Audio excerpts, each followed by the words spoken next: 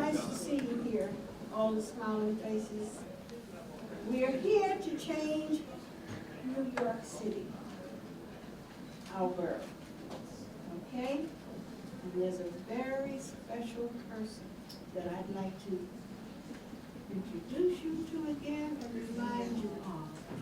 One of our very special young men that grew up in our community and who was one of the most fantastic political people that we've ever had. So I want you to come speak to him, welcome him back, and let him know that we do need him. And we need someone that we can talk to and tell what's going on and the things that we like and the things that we don't like. Okay? So we have to stand up and let everybody know that this is our country, this is our state, this is our city, this is our community, and we're going to fight to see that there's justice here for everyone, especially our children. Okay? All right. So I'd like to introduce the leader of the organization, our Congressman, the person who's been here, and along with the other young people who've been here through the days, Congressman Gregory Meeks, the chair of the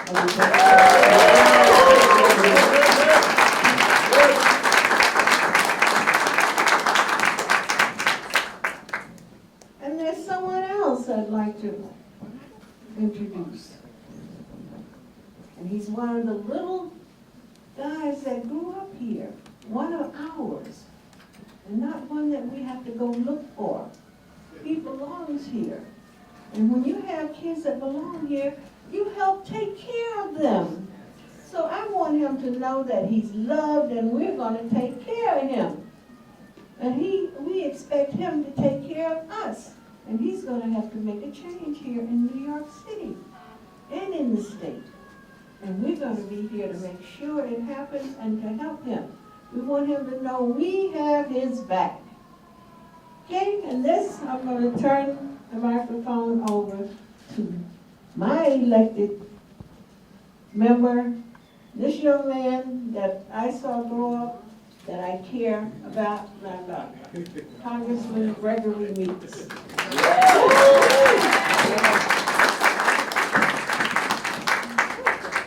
Come on out.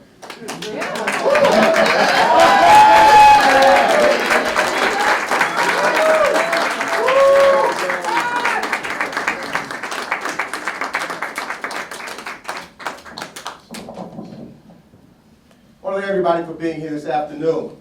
Very important afternoon. Important for the city of New York and extraordinary important for Queens, New York, because we are a reflection of what the United States of America is. When you look at Queens County, we are the most diverse county of any county in all of the United States of America.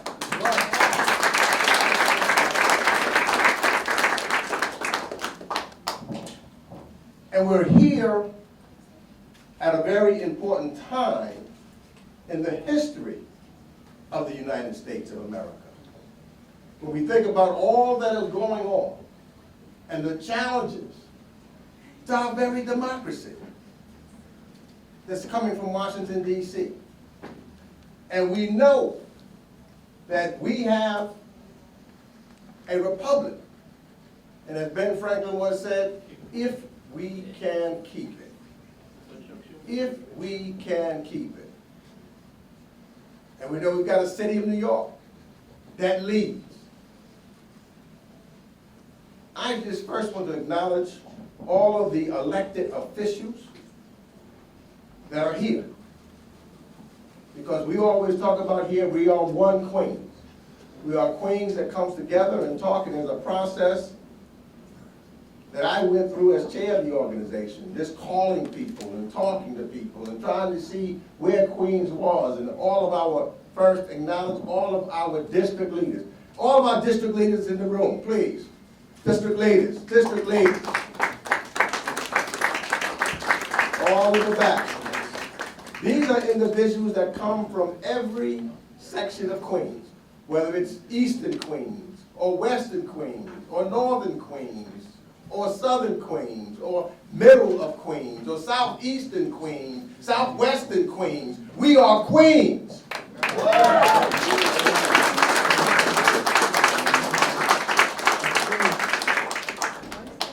We come from all ethnic backgrounds, all different religions. We call because we are one, and we are one because we are part of these United States of America, and we're not going to allow anyone to change the history of the United States of America. Because the history is what makes us great. All of our flaws, etc., that we can overcome as we have in our history will not be rewritten. Assemblyman David Weprin is here.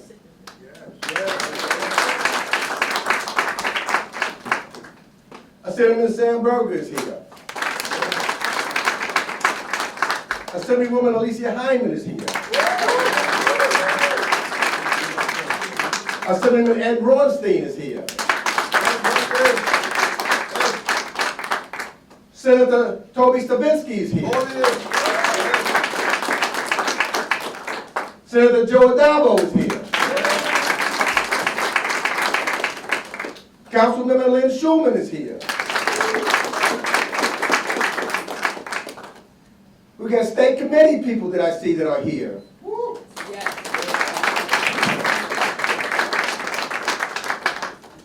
It's Queens coming together. And what are we coming together for? Our city of New York. We're coming together because we want to make sure that we have the very best person to be the next mayor of the city of New York.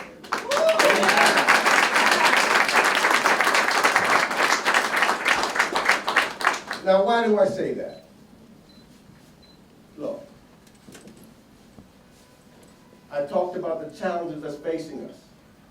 And I think about what we're doing and what we have to do to make sure that we're moving forward. And I know the target that New York City is. New York City is a target of Washington, D.C. at this moment. And so we've got to make sure that we have the best person with the best ability that knows how to get things done. I compliment all of those that want to run and that are running.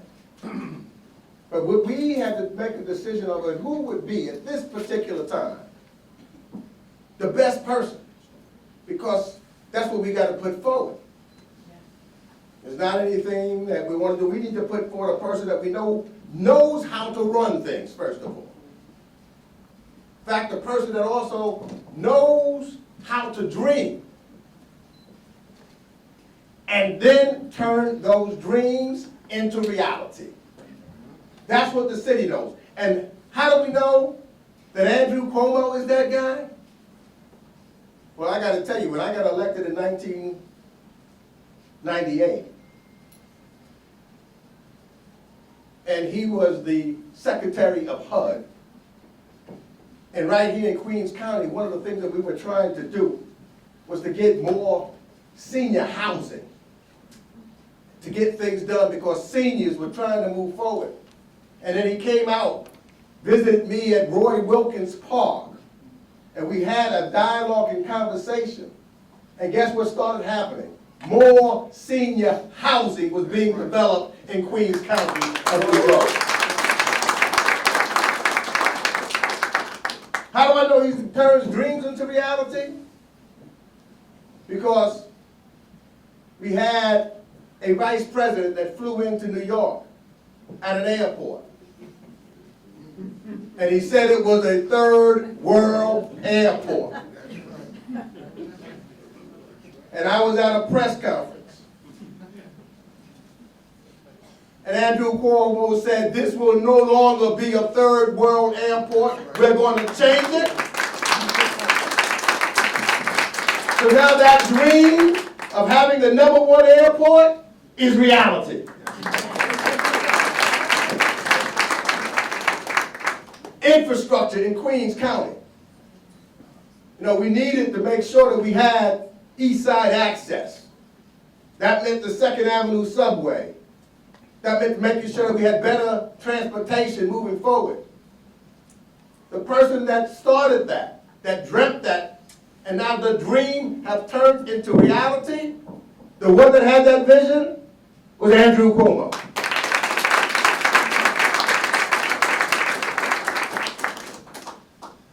Fixing bridges, Penn Station. That's the kind of creativity. That's the kind of person we need to lead this city. And someone who's the best person? Who's the best person to stand up to that guy at 1600 Pennsylvania Avenue? Now let me tell you, we talked about the Democratic Party. So we need a person that can also communicate the Democratic issues and stand and tell the truth. And we've seen him do this before and back people up like that so that they had to try to do various other things. Because the last person that Washington, D.C. wants to see to be mayor of the city of New York is Andrew Cuomo. Yeah, that guy don't want to see him. So I believe it is tremendously important that we send a message, and why we come together to support a man that has a proven track record of delivering results and a clear vision for the future.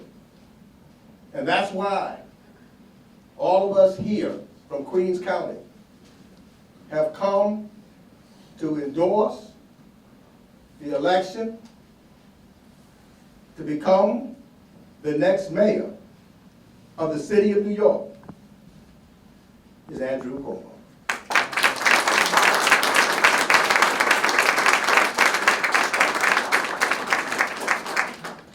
Let me end with this. Not on the line. On this Tuesday, there's two elections. There's elections that are happening in Florida and Wisconsin. One we shouldn't even be talking about in Florida. That's a 30-plus Republican district.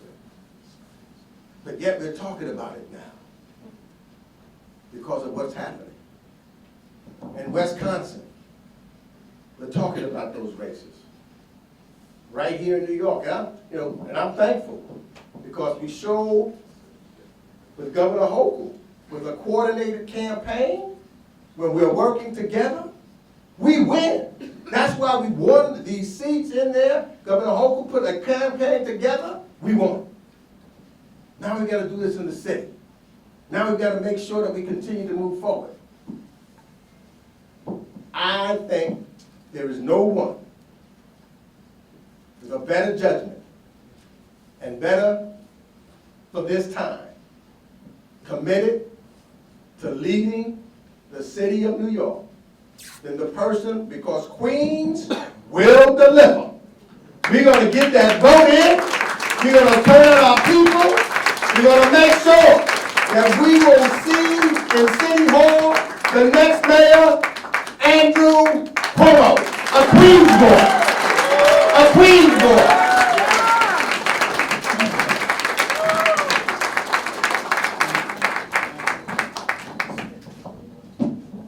Let's hear it for a really great chairman, a great Congressman, Gregory Meeks.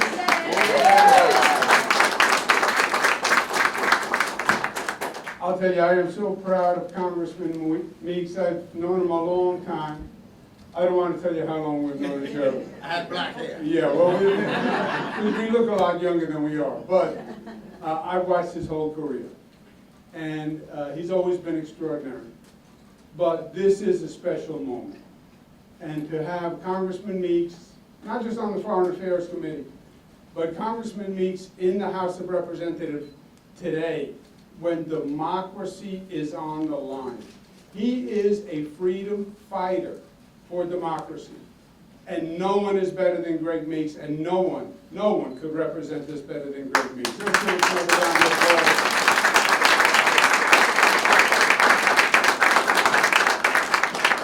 And if Congressman Meeks is the brains and the strategy and the foreign affairs of the operation, then Assemblymember Vivian Cook is the heart of the operation.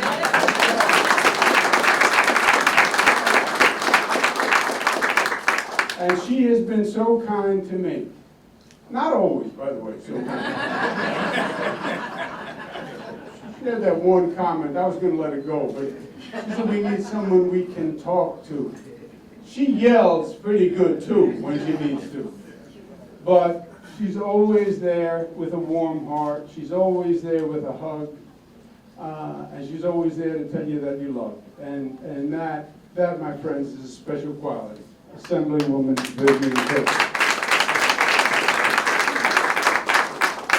I am a Queens boy, and I am damn proud of it. I worked in the Clinton administration. I used to travel all over the country, and they'd be listening to me speak in some state, Kansas, somewhere in the middle of the country. They say, "Is that a New York accent?" I said, No. That's a Queens accent. That's a Queens accent. And I am proud of it. But the Cuomos are all Queens. Andrea Cuomo, my grandfather, my father's father, starts in Jamaica, Queens. There's a little grocery store. My father's born there, lives in the back of the grocery store. And then they retire and they move up to Hollis, Queens. This was the big movement, maybe a mile and a half. The big movement to Hollis, Queens, where my grandfather bought a single family home. And he used to say it like it was the Taj Mahal. I bought a single family home. Because it was the first time in his life he wasn't in an apartment building or an attached home. So a single family home. And then my father buys a house about 4 blocks from my grandfather in Hollis. So the entire trajectory was only about a couple of miles. I didn't get married, I moved. Douglaston, Queens. I was about 5 miles away, so that was the big move. But Queens is, as the Congressman said, Queens represents, just think about it, the most diverse county in the country. The most diverse county in the country, when that is really the question that everyone in this country is talking about today. And this election is as serious as a heart attack. And there are 2 things that are going on. Number one, we have to fix New York City. New York City's in trouble. It is in serious trouble. And you know, people talk about, well, we have ups and downs, we have economic cycles. I was HUD secretary. Sometimes there is no cycle. Sometimes it's just a downward trajectory. Because what happens is people start to leave. We've lost 500,000 people in New York City. 500,000. Not just rich people who left for taxes. Middle class, working families, black, white, homeowners here in Queens who said, I can now sell my house for $400,000 or $500,000, move to South Carolina, pay half that amount. We're losing people. And we're losing people quickly. And what happens is a city starts to lose tax base, then what do? They have 2 choices. Either they increase taxes, lose more people, or they decrease services, lose more people. So it is a very precarious time. The good news is, there is nothing here that we can't fix. What do we have to do? Public safety. We know how to do that. We've done that time and time again. We know how to make New York City safe. Clean up the subways, make the subways safe. We've done that before. Help the mentally ill, homeless on the streets. Why would you leave them on the streets in the first place? That's not compassion, that's not civil rights, that's not progressive policy. to leave people who can't care for themselves on the street, they're a danger to themselves or others. Give them the professional help they need. That's what has to be done. Make the city work. Got people, you got this e-bike mania out there. You can't figure out how to cross the street. They come from the left, they come from the right, they come from behind you, they drop down from the heaven. I don't know where they come from.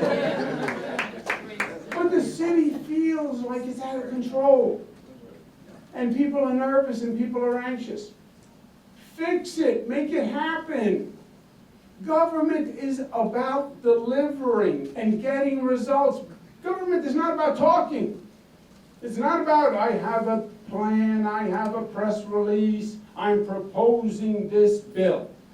People out there are tired, they want to see progress. Make a difference in my life.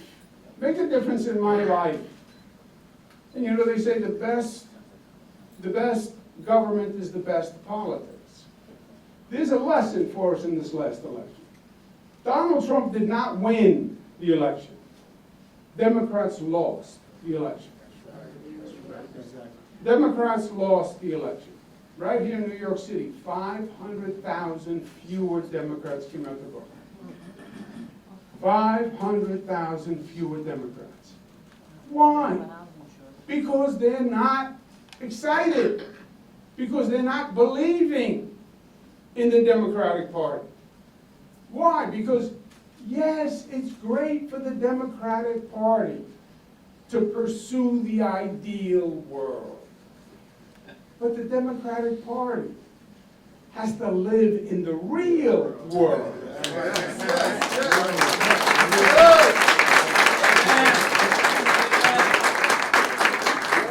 And the Democratic Party left its seat at the kitchen table. That's what happened. And people are saying, help me now, help me today, help me with my mortgage, help me with my taxes, keep me safe, help me with my commute. Do something that helps me in my life and is tangible.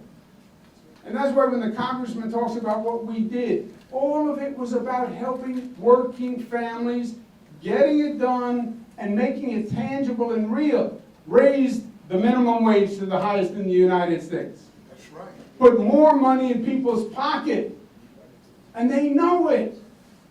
Passed the best paid family leave program. Give them the decency to spend time with their family when they need it. The best gun safety law in the United States of America saved lives. Saved lives. And yes, new LaGuardia Airport, JFK on the way, new 2nd Avenue subway, new Kosciuszko Bridge, new Mario Cuomo Bridge. I named that bridge. But get it done. Let me see it. Let me feel it. Let me know that in my life government is working. That's what we have to get back to in New York City. Delivering for people. Well, delivering is hard. I'd rather just talk about it. I know. I know delivery is hard. You see this gray hair? It wasn't always in there. Vivian gave me a little bit of it. But other than that, you see these wrinkles? They weren't always there. Getting it done is hard. Why? Because it's New York. It's New York. Whatever you go to do, somebody's against it. You never have consensus 100%. You go to change a light bulb. You get sued the next day by the committee to preserve all the light bulbs. How could you do that? That poor light bulb's been there for 30 years. I know, but it's not working. Try a candle. We believe in candles. Whatever you do, there's going to be opposition. So I understand why politicians don't like to do it. Why? Because politicians don't like to generate opposition. But for me, the alternative is worse. Because if you don't do it, then you get nothing done. And if you get nothing done, then you fail. And we have to get back to a Democratic Party that produces quickly, shows people real results, so that their optimism and confidence in New York goes up. That's job one. We can do that job. We've done it before, we're going to do it again, and we're going to make that happen. The second job is also exactly what the Congressman spoke about. The existential threat is a man named Donald Trump. Now, we all know this man. Says he came from Queens. I dealt with him for 4 years. I fought with him for 4 years. I know him. He, in many ways, has learned from his first administration to his second, and he's more diabolical in this administration. What he's doing on immigration, what he's doing on the Department of Education, what he's doing with the lawyers, what he's doing with the judges, what he's doing with the federal workers, you ain't seen nothing yet. He is just warming up. The next move, he's going to follow the money. He's going to follow the money. He's going to want to do a budget. He's going to want to do a tax cut. And they say you need money to do a tax cut. We'll take it from the military. No. We'll take it from Title I. No. We'll take it from Medicare. No, that's senior citizens. How about Medicaid? Oh, we can take it from Medicaid because that's health care for poor people. $100 billion to the state of New York, Medicaid. He is going to cut funding to the blue cities and the blue states, just like he did last time. That is what he is going to do, I guarantee you. And what he's going to do is he's going to come and he's going to bully, because that's what he does, he bullies. And we know how to deal with a bully in Queens, right? He puts his finger in your chest. He thinks you're going to step backwards. Right. Not with a Queens boy. You put a finger in their chest, they're going to step forward. That's what's going to happen. No. I dealt with Mr. Trump. And he huffed and he puffed, but he didn't blow our door in, and he's not going to do it again.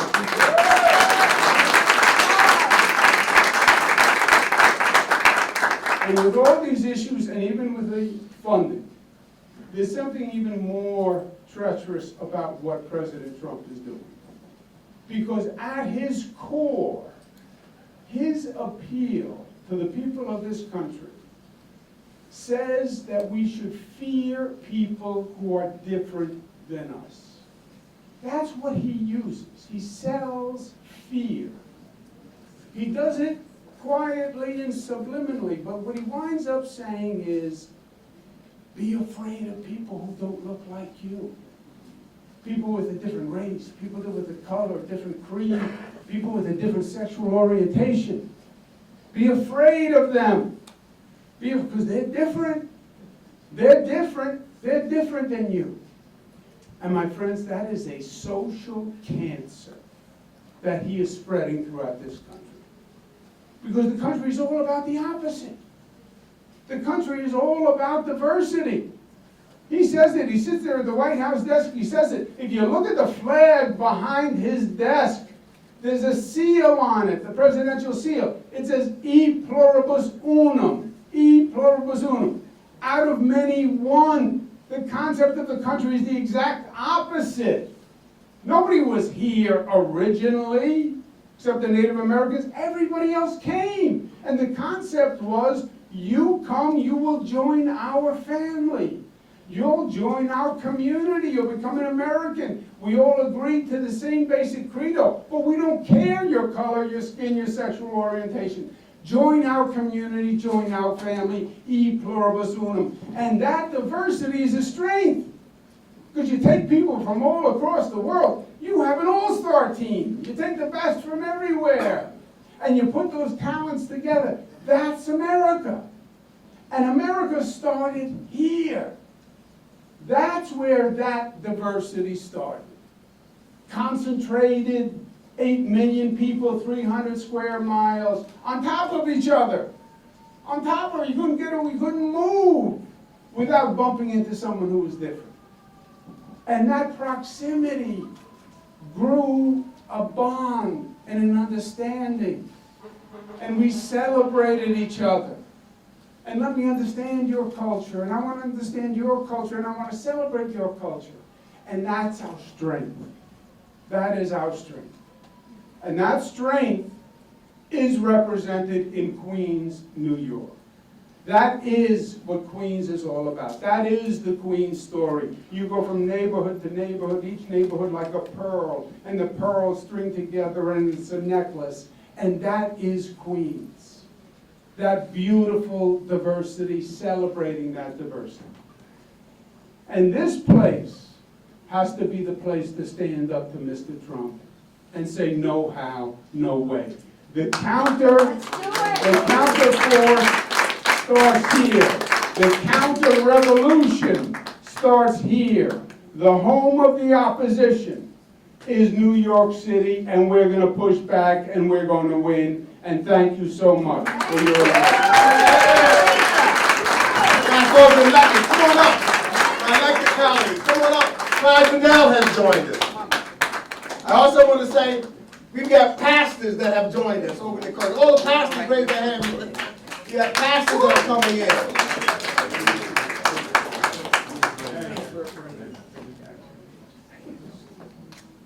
New York always leads. New York always leads. But New York has to have a borough that leads also, and that's, look at this around you, that's Queens County, the people's borough. And we got our guy from Queens County that's going to lead this city of New York.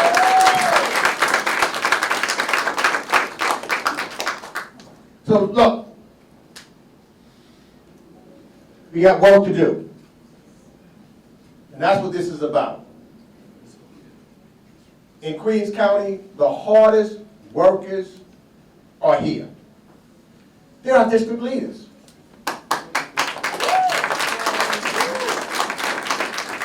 And I got to tell you, in this process, we called district leader after district leader to say, who do you think is best to lead this city?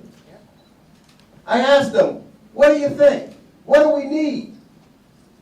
And you see the results. All of them started saying, we need, at this particular time in our history, at this particular time of our city, we need Andrew Cuomo to be the mayor of the city of New York.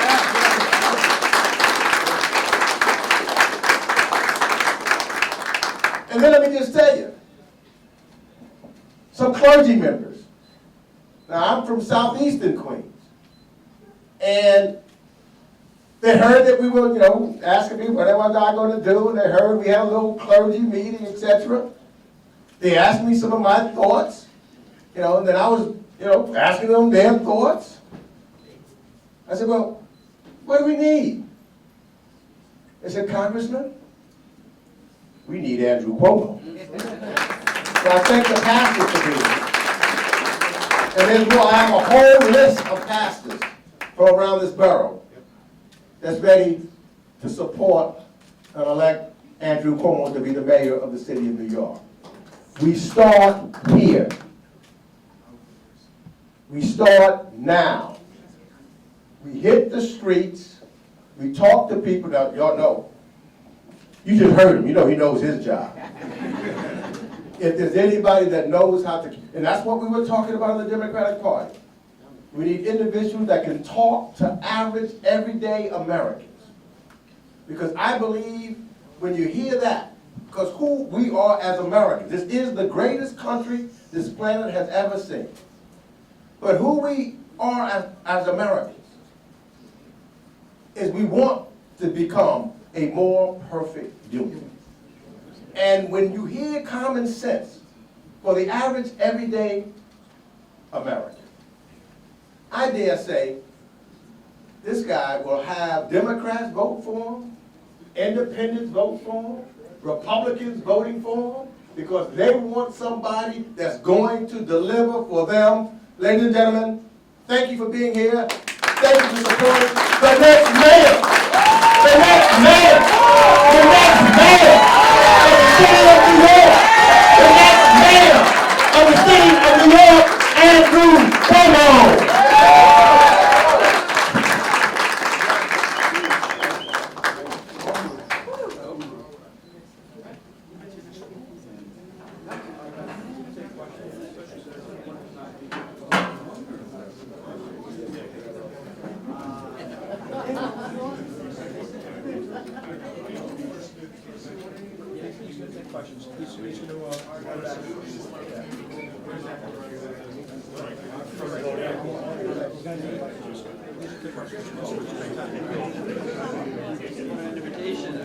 For the world. I was gonna ask. I thought you better to wait for an invitation.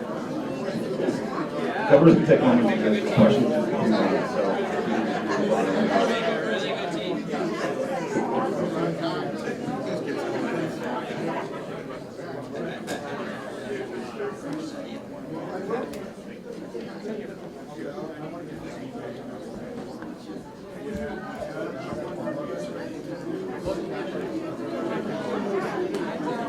So,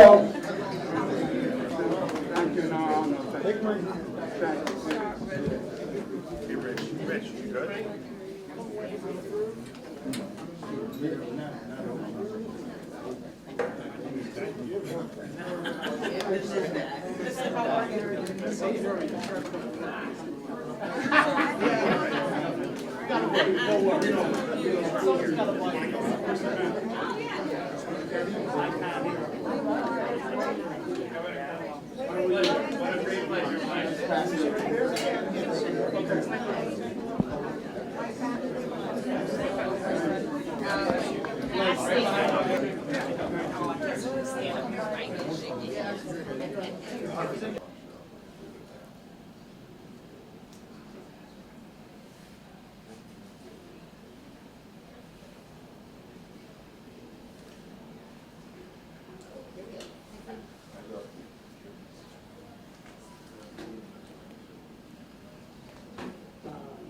I can't tell you how excited I am about today. You know, as we discussed, I am a Queens boy through and through, and it's heartwarming when the people who know you best support you. And this is home, and this is family, and we grew up together. So on a personal level, it means a lot to me. I also think it's relevant that Queens has endorsed me, Brooklyn has endorsed me, Staten Island endorsed me. I don't believe the Bronx and Manhattan will wind up making a county endorsement. That's my guess. But I think it shows in some ways how simple this election actually is. And Congressman Meeks said it very well. It's about two things. Fix the city. Fix the city. Don't talk about fixing the city. Don't propose things to fix the city. Fix the city. Get it done. Get it done. Get it done. And get it done now. Because people are leaving. Because people have had enough. It's unaffordable. It's frightening.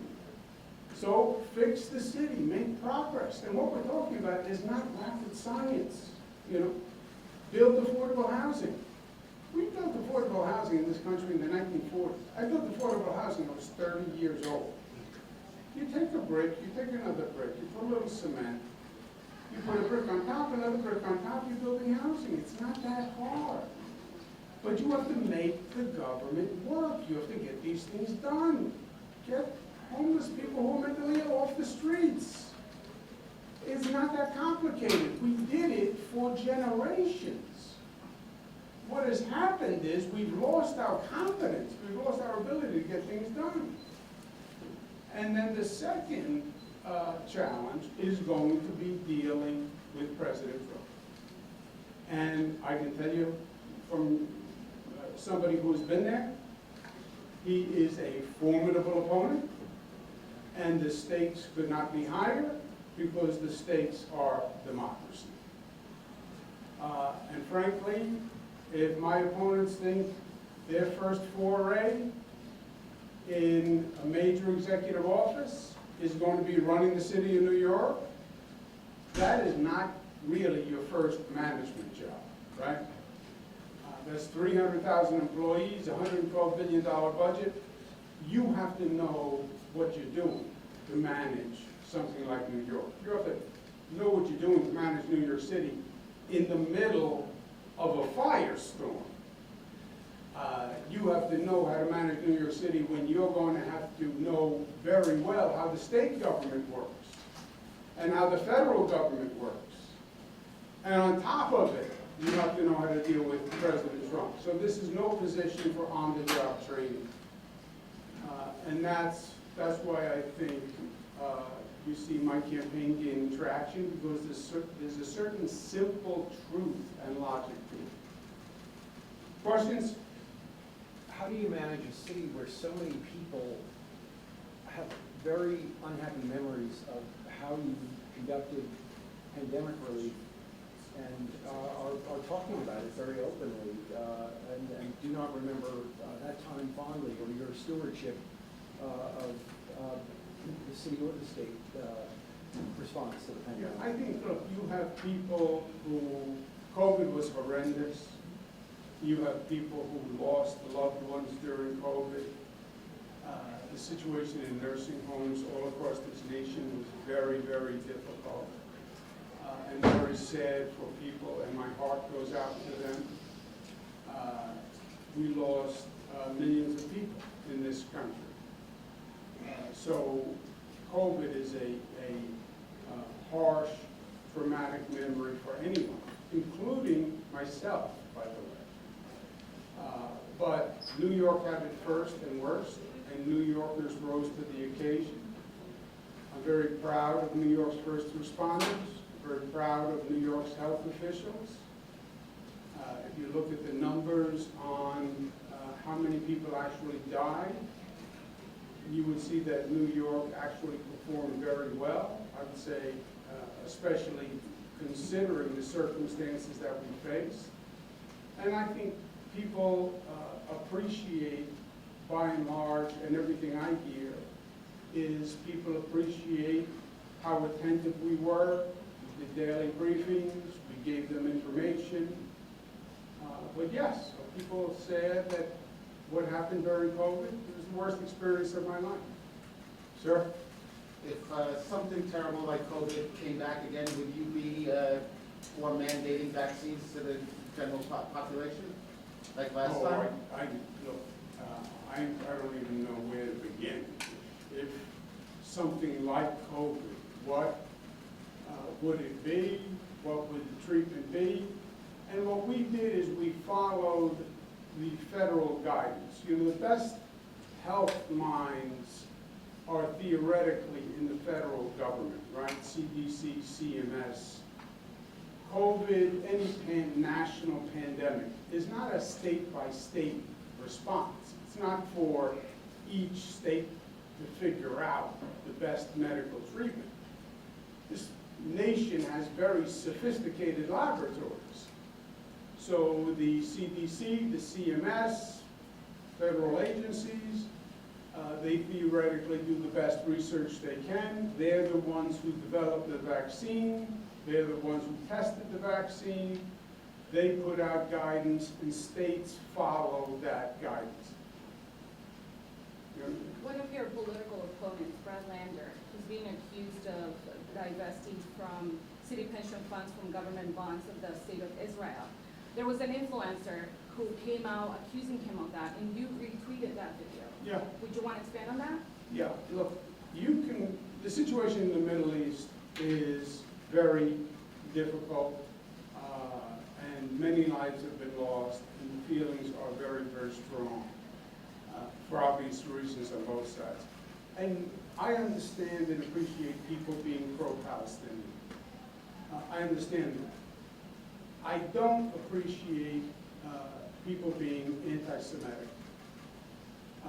There's a policy called BDS, boycott, disinvestment, sanctions against Israel. Came out a number of years ago, the BDS policy.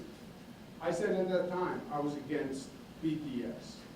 I signed an executive order in New York that said, if you boycott Israel, we boycott you. If you disinvest from Israel, we disinvest from you. If you sanction Israel, we sanction you. It was a state executive order. So disinvesting from Israel, in this case, your reference is selling Israel bonds. Disinvesting from Israel, I oppose, and I have for years. I'm also I take personally the anti-Semitism that is in this city. I'm a born and bred New Yorker. I grew up in the Jewish community. Jewish community here is larger than anywhere but Israel. My friends are Jewish. My family, literally I have 2 brothers-in-law who are Jewish. So yeah, it's personal for me. And the anti-Semitism, I think, has been horrendous. I think you have Jewish people who are harassed, Jewish people who don't feel safe in their own city. And I think that we have failed them as a community.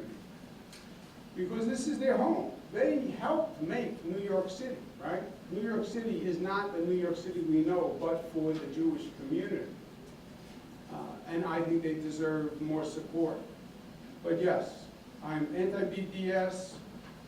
If you boycott Israel, I boycott you. Mayor Adams this morning defended his $225 million plan to fund the public safety training center, Washington Training Center.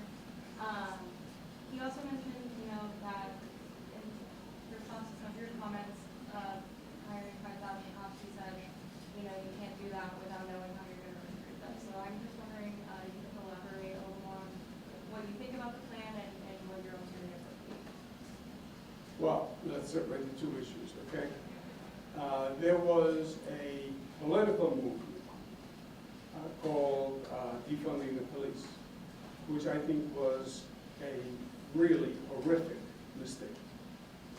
It was political, it wasn't governmental, it was reactionary, it wasn't thought out, and all the extremist politicians jumped on board.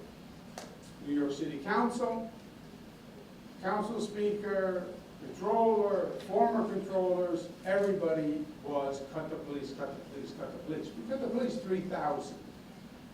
What happens? Crime goes up on the streets, crime goes up on the subways.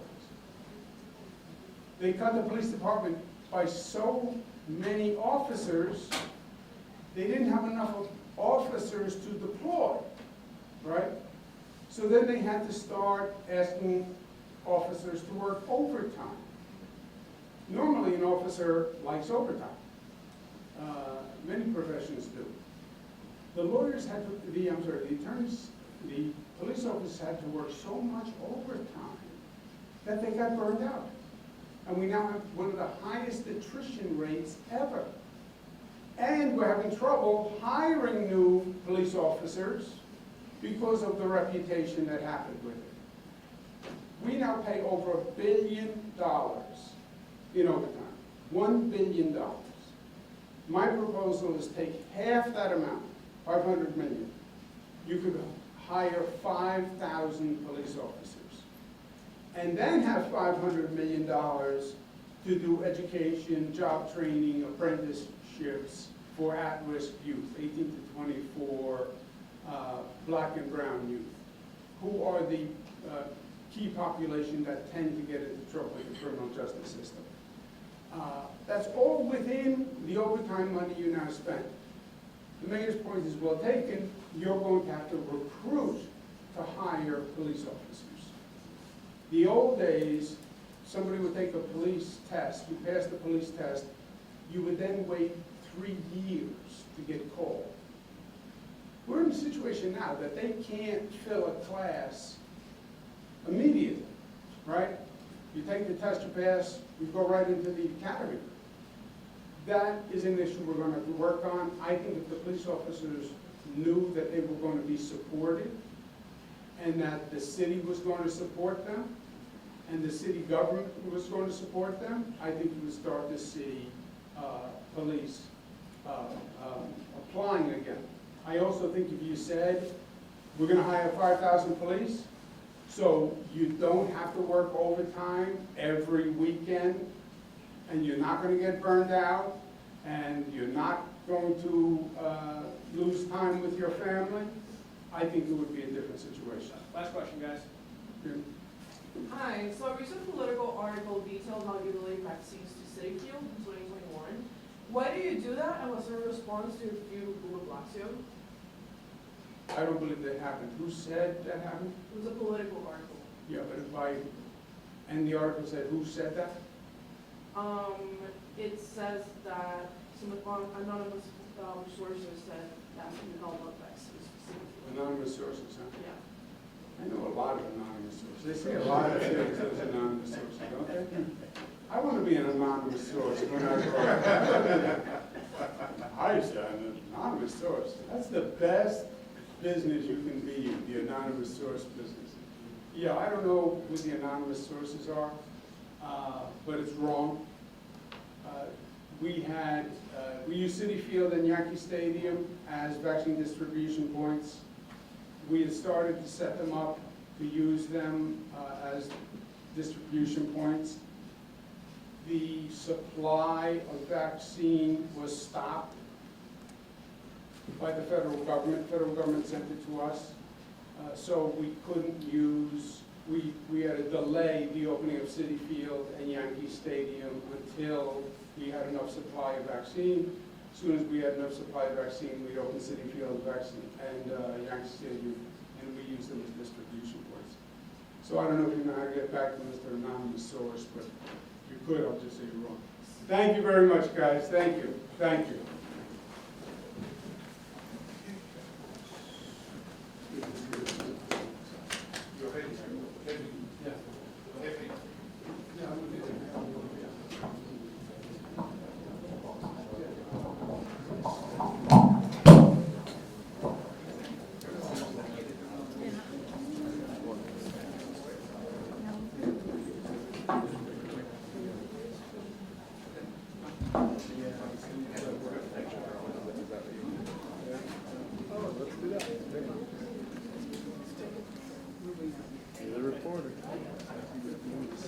Your neck must be 421. Kill it, and I look over and you know.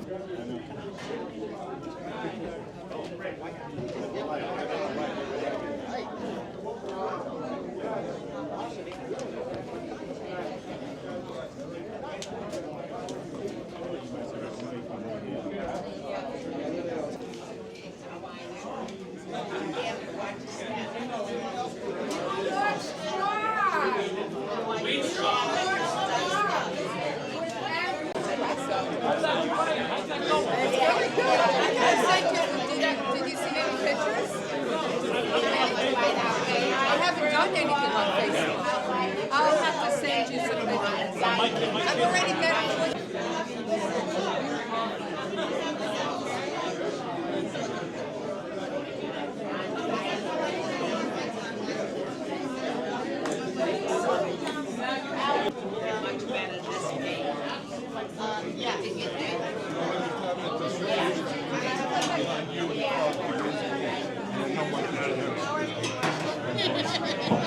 I'm not blocking a shot. Great.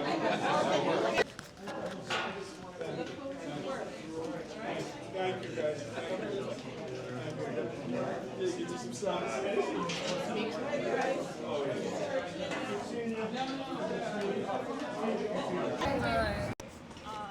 You all determined to stay here? I'm trying. Is he still in there? Do you know? Governor Cuomo, former Governor Cuomo, who's running for mayor. He just got endorsed by the Queens County Democratic Chair, Gregory Meeks. What's your reaction as a voter based in Queens or as a protester against Cuomo running for mayor that he's been endorsed by the county organization? I think we would like to have much more of the actual populace included in that decision, such that it's not somebody else pulling for an endorsement without letting any of us know as constituents. And I also think that, a lot of my background is in supporting survivors of gender-based violence. And one of the big ways that we can combat this kind of violence is actually by ensuring that we show up as a community to respond and to stand against abusers. So he's had at least 11 known people report, and credibly so, against his sexual harassment. So we want to know, maybe the folks that gathered here today have information that we don't know. And we'd love to know that so that we can better understand as voters. But so far what we know is that he's abused many people that worked for him, and there's already an abuser in the administration, so we don't want another one, frankly. Cuomo's positions, what exactly policy positions are you against Cuomo? What is your policy you have? Well, we haven't actually gotten to see a lot of his policy positions. Instead, what we're seeing is that he is being currently lauded as the person who can, essentially stand up to Trump. But that's very confounding, because how does an abuser say to another abuser, you shouldn't do that? Instead, there's a lot of opportunity for collusion, for pardoning, for normalizing said behavior. So that's what we're here to say. We're not going to support sexual abusers, and we're certainly going to ask that our Democratic Party talk to its actual constituents before making endorsements like that, and to share with us the information that they have. Maybe they have better information than what we have known thus far, so we'd love to know it. Cuomo, Does anybody else want to chat? You're doing good. You're doing good. Cuomo says that he's the best person to deal with the second Trump administration, being that he dealt with him in his first term. What is your counter reaction to that? He said that. He said that during the conversation. Oh, I see. So first, I would love to have more of us constituents have been invited to this meeting so that we could also listen to what you were able to listen to during this meeting. And I don't know why he said equips him to do that. Do you know what he said? Just basically on that sort of runaround that he has more experience in dealing with Donald Trump because he dealt with him as governor, as mayor at New York City, that the other candidates shouldn't treat it as a training job or a training type of thing, on-the-job training. Typical arrogance. Yeah. I guess what comes to mind is the next person who's running for mayor, is their only concern how they're being viewed as how they're able to stand up to Trump? And also, what does that mean? Does standing up to Trump to them mean that they're going to make all sorts of behind closed doors agreements? Does it mean that they're going to stand up for the populace and say, we will not accept certain things, or we will continue our status as a sanctuary city? What does it mean to them? What does it mean specifically, in this case to Cuomo, to actually stand up to Trump? We'd love to know. Do you have any parting comments you want to say to the voters of Queens? We're almost 11 weeks till the primary. Primary is June 24th. Have you looked at other candidates? Have you picked a candidate for the primary, or are you still parsing through the candidates? Yeah. I think like most folks, I think I'm still parsing through and seeing what the candidates each stand for and what they're proposing. I think the majority of us who are here, though, are here also because this is a person who is a sexual harasser, a known sexual harasser, and the only way that a community can free themselves of gender-based violence and gender inequity is simply to stand up for it, to come loud and come proud, and to say, we don't allow sexual abuse to happen in our communities, not in the White House, not at the state, not at the mayoral level. And so that's why we're here. Okay. What is your name? Salwa, S-A-L-U-A. And you're based in Queens? Mm-hmm. Okay, you have an organization, is it just a concerned voter? Yes. Which area in Queens? Around here. Around here? Yeah. Because during the speech, he was talking about that Gregory Meeks was talking about East, Central, West Queens, and all that.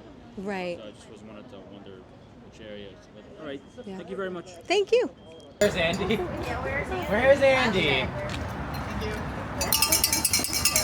So you're helping him hide. Democracy is not a crime. Sexual abuse is. Democracy is not a crime. Sexual abuse is. And you're laughing about sexual abuse. Shame on you. Democracy is not a crime, but sexual abuse is. So if he's gone. If 5 police officers are still here for 13 people, that doesn't make any sense. They're still here. Well, that's my car. So, I didn't see him leave. I'd say there was a funny. He just snuck out like a teeny tiny. The officers can't speak to any of it. I don't believe plaid coat.